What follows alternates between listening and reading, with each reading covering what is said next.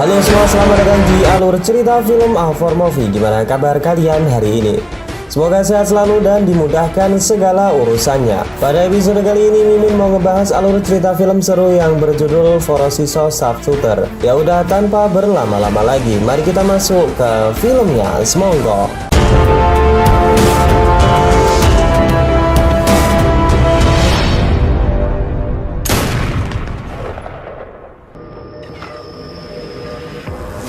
Film dibuka dengan memperlihatkan seorang kakek yang bernama Ivan tengah asyik bermain catur menikmati masa-masa tuanya. Terungkap jika Ivan ini bukanlah kakek sembarangan, melainkan dulu ia adalah seorang sniper berbakat milik pasukan merah Uni Soviet selama Perang Dunia II. Setelah itu kita akan diperkenalkan dengan cucu si kakek Ivan yang bernama Katia. Diketahui Katia selama ini tinggal bersama kakeknya lantaran ayahnya telah meninggal, sedangkan ibu Katia sudah menikah dengan pria lain dan tinggal di luar negeri. Kehidupan kakek Ivan yang damai seketika akan lenyap disebabkan oleh tiga pemuda ini. Mereka adalah anak-anak orang kaya yang sering mabuk-mabukan dan berbuat sewenang-wenang dengan wanita. Tak ubahnya di pagi itu, Katia yang baru saja pulang dipanggil oleh pemuda tersebut dan diajak untuk join minum bersama. Kaca! Pada mulanya Katia menolak tawaran dua orang pemuda itu, namun karena terus memohon dan berlutut, Katia pun tidak bisa menolak ajakan mereka karena ternyata dua orang pria ini adalah teman sekolahnya. Saat di dalam terlihat Katia disuguhi minuman beralkohol dan diminta untuk menyanyikan sebuah lagu untuk meramaikan pesta ini. Dan di saat itu jugalah pria brengsek di belakang Katia menuangkan sebuah obat tanpa Katia sadari. Setelah Katia meminum ramuan tersebut, benar saja ia langsung merasa pusing dan pamit izin untuk pulang. Namun yang terjadi malah di luar dugaan, di mana tiga orang pemuda tersebut malah memojokkan Katia di sebuah ruangan dan mereka pun menidurinya secara bergantian.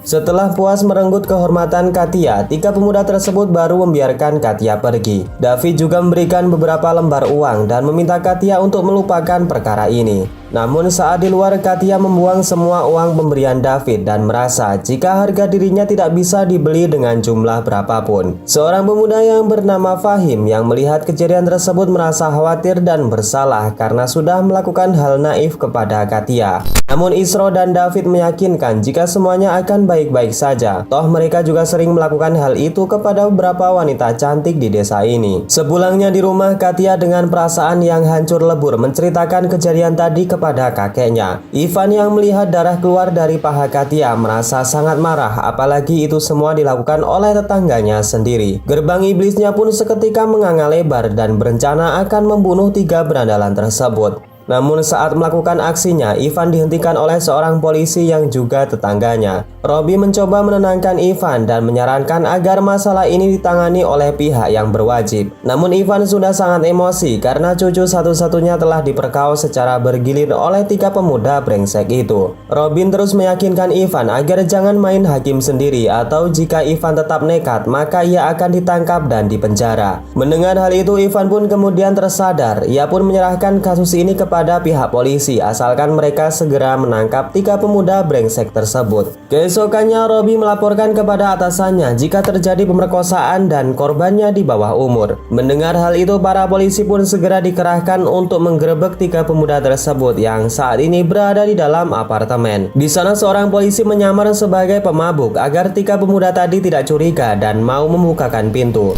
Dan setelah pintu itu dibuka, para polisi ini pun langsung masuk dan menangkap tiga pemuda itu. Saat berada di dalam, Fadil mengatakan kepada polisi bahwa ia adalah anak dari seorang jenderal Rusia. Namun Pak Kapten polisi tidak peduli karena hukum harus ditegakkan demi kenyamanan masyarakat. Mereka juga menemukan sebuah kain yang terkena bercak darah dari luka yang dialami Katia. Dan dengan bukti tersebut sudah cukup bahwa mereka telah bersalah dan harus diadili secara hukum. Tak lama berselang, seorang jenderal tentara tiba-tiba masuk dan rupanya dia adalah ayah Fadil. Di sana sang jenderal mengajak Kapten polisi untuk berbicara empat mata dan menawarinya uang untuk kebaikan bersama. Namun sang kapten menolak tawaran tersebut karena baginya uang tidak bisa membeli hukum. Namun lagi-lagi sang jenderal kembali menawarinya pilihan di mana sang jenderal akan memberikan jabatan dan uang jika saja anaknya dibebaskan. Mendengar hal itu, Pak Kapten polisi pun tergiur dan mereka menganggap jika tiga pemuda ini tidak bersalah. Di sisi lain, Ivan masih menunggu perkembangan penyelidikan polisi tentang perkara ini. Sedangkan Katia saat ini merasa depresi dan sering mengunci diri di dalam kamar mandi. Ivan yang takut jika Katia akan bunuh diri mencoba untuk mendatangkan psikiater untuk mengecek kejiwaan Katia. Dan setelah diperiksa, dokter tersebut mengatakan kepada Ivan jika kejiwaan Katia akan baik-baik saja dalam beberapa hari asalkan Ivan terus memberikan support dan mendampinginya. Keesokan harinya Ivan mendapatkan telepon dari anaknya yang tak lain adalah ibu kandung Katia. Ia mengatakan jika sebentar lagi akan berkunjung ke rumah ini. Mendengar hal itu, Ivan pun memberitahu Katia jika sebentar lagi ibu kandungnya akan datang. Namun Katia yang masih depresi hanya menatap kosong dan tidak peduli dengan siapapun. Ivan juga mengajak Katia untuk pergi ke kantor polisi untuk menanyakan perkembangan kasus ini. Namun Katia menolak dan mengatakan jika ia ingin melupakan semuanya dan tidak ingin jika semua orang tahu jika ia tidak suci lagi. Namun Ivan kembali menyarankan kepada Katia untuk tetap menjalani proses hukum sebagai seorang korban agar tiga pemuda brengsek itu mendapatkan hukuman yang setimpal. Singkat cerita, akhirnya Katia dan Ivan pun pergi ke kantor polisi. Di sana Katia masuk ke dalam ruangan penyidik sementara Ivan menunggu di luar. Namun karena penyidik ini sudah dibayar oleh atasannya, Katia malah dipojokkan dengan dugaan bahwa dialah yang sudah merayu tiga pemuda tersebut agar mendapatkan uang. Itu artinya Pak penyidik ini menganggap jika Katia ini adalah seorang Mbak Micet. Mendengar hal itu tentu hati Katia semakin hancur lebur dan mereka pun memutuskan untuk pulang. Setelah di rumahnya, Ivan terlihat sangat kecewa dengan apa yang dikerjakan oleh para polisi berandalan. Ditambah lagi Katia semakin depresi kala ia dianggap sebagai seorang Mbak Micet.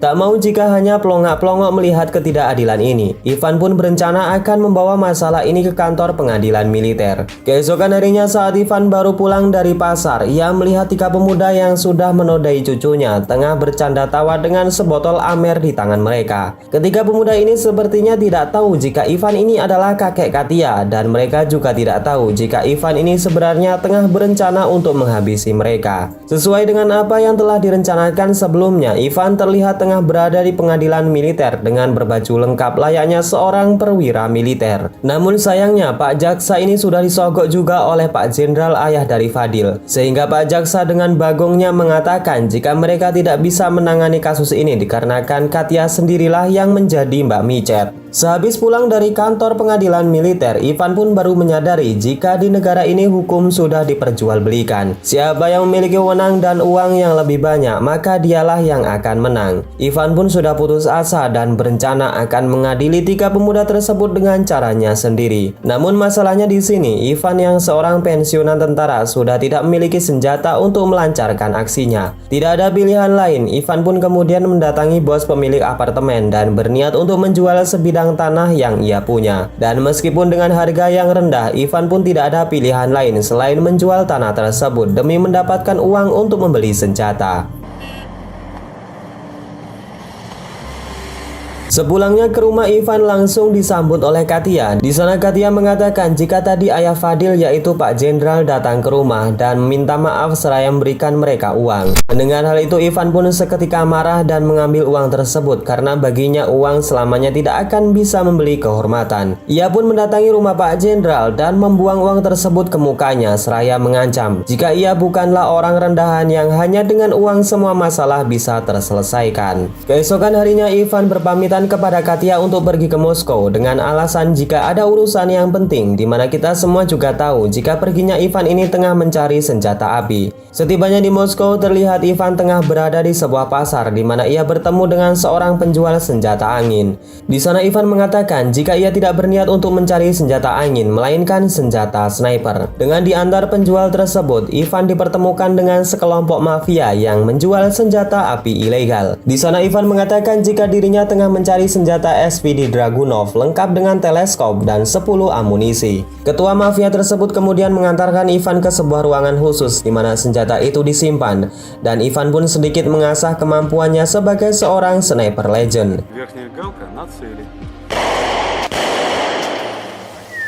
Sesampainya di rumah, terlihat Ivan dan Katya sedang sarapan bersama. Di sana Katya mengatakan jika dirinya sekarang telah membaik dan mengikhlaskan semuanya yang telah terjadi. Namun bagaimanapun juga Ivan telah memulai rencananya dan akan membalaskan apa yang telah terjadi dengan Katya. Di saat itu jugalah Katya mengatakan jika tetangganya menitipkan kunci rumah karena mereka akan bepergian untuk beberapa minggu. Mendengar hal itu, Ivan pun bergegas mengambil kunci rumah tersebut, dan sepertinya Ivan telah memiliki rencana di mana apartemen milik 3 pemuda berandalan tersebut tepat di depan rumah tetangganya. Sepulangnya lagi di rumah, ternyata di sana sudah ada ibu Katya. Mereka pun terlibat perbincangan di mana kita tahu jika ibu Katya datang bukan untuk menjenguk putrinya, melainkan meminta uang hasil penjualan tanah milik Ivan. Mendengar hal itu, Ivan pun sangat marah. Ia merasa jika ibu Katya sudah tidak waras karena justru memikirkan harta warisan dibanding dengan apa yang terjadi kepada putrinya sendiri. Kemudian pada malam harinya secara diam-diam Ivan kembali mendatangi rumah tetangganya dengan membawa SPD miliknya. Sembari menunggu kedatangan targetnya, Ivan pun terlihat kembali berkumpul-kumpul dengan teman-temannya agar ia tidak dicurigai. Tak lama kemudian Ivan melihat ketika pemuda tersebut datang ke apartemen, dan ia pun segera pergi untuk melancarkan aksinya. Melalui teleskop senjatanya, Ivan mulai mengincar mereka satu persatu, dan ia pun berniat untuk membuat pembunuhan ini seolah-olah kecelakaan dengan menembak botol milik si David yang saat itu berada di selangkangannya.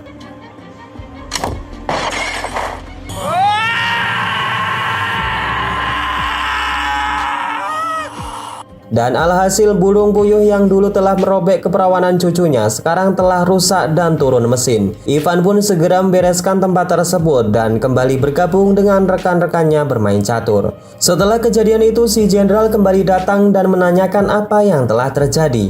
Di sana Isro dan Fadil bingung harus mengatakan apa karena mereka sendiri tidak mendengar suara tembakan. Mereka hanya berasumsi jika David sendirilah yang ceroboh sehingga botol tersebut pecah dan mengenai burung kecilnya. Mendengar hal tersebut, Pak Jenderal tidak langsung percaya, apalagi ia melihat sofa yang David duduki ternyata bolong tertembus sebuah peluru. Ia pun langsung berspekulasi jika yang melakukan ini semua adalah Ivan. Keesokan harinya terlihat Robi, tetangga Ivan, yang seorang polisi mendatanginya. Di sana terungkap jika Robi ini diberi tugas oleh atasannya untuk menyelidiki Ivan karena dirinya dicurigai telah melakukan aksi balas dendam di awal dengan kejadian yang menimpa David kemarin. Keesokan harinya terlihat Isro kembali datang ke apartemen tersebut dengan membawa mobil baru hadiah orang tuanya. Melihat hal tersebut, Ivan pun mengambil kesempatan itu untuk meledakkan mobil baru Isro agar seolah-olah ini semua hanyalah kecelakaan semata.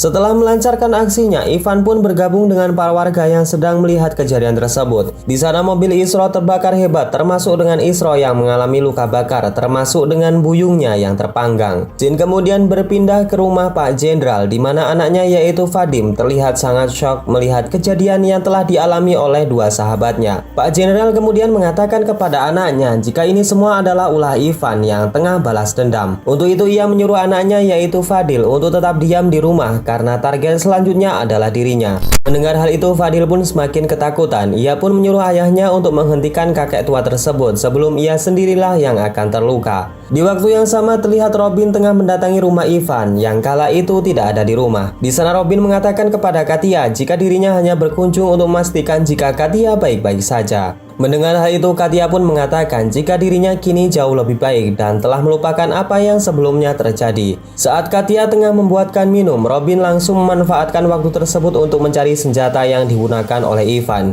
Namun sayangnya Robin tidak menemukan senjata itu karena senjata yang digunakan telah disimpan di rumah tetangganya. Sementara di rumah Pak Jenderal terlihat Vadim dibekali senjata oleh ayahnya. Di sana si Jenderal mengatakan agar jangan ragu-ragu untuk menembak Ivan jika dirinya nanti datang. Lalu setelahnya si Jenderal datang bersama dengan para polisi korup untuk menggeledah rumah Ivan.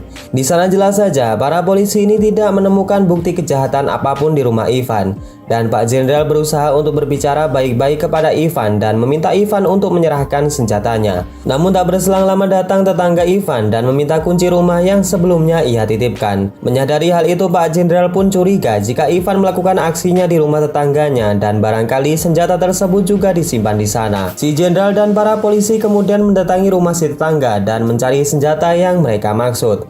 Namun hasilnya sama saja, di mana Pak Jenderal dan para polisi tidak menemukan apapun karena Ivan sudah menyembunyikan senjata itu di tempat lain. Karena juga tidak menemukan barang bukti, si Jenderal berusaha memojokkan Ivan dan memaksa dirinya untuk mengakui semua kesalahannya. Ia juga mengancam akan membunuh Ivan jika saja terjadi apa-apa dengan anaknya yaitu Vadim. Mendengar hal itu, Ivan mengatakan kepada Pak Jenderal jika dirinya sudah terlambat. Mendengar kata terlambat, Pak Jenderal dan para polisi pun segera pulang ke rumah, di mana ia menyangka jika Vadim sudah terluka. Sesampainya di rumahnya sendiri, Pak Jenderal berteriak-teriak dan menggedor pintu yang sudah terkunci. Akibatnya Vadim menyangka jika itu adalah Ivan yang berusaha untuk membunuhnya.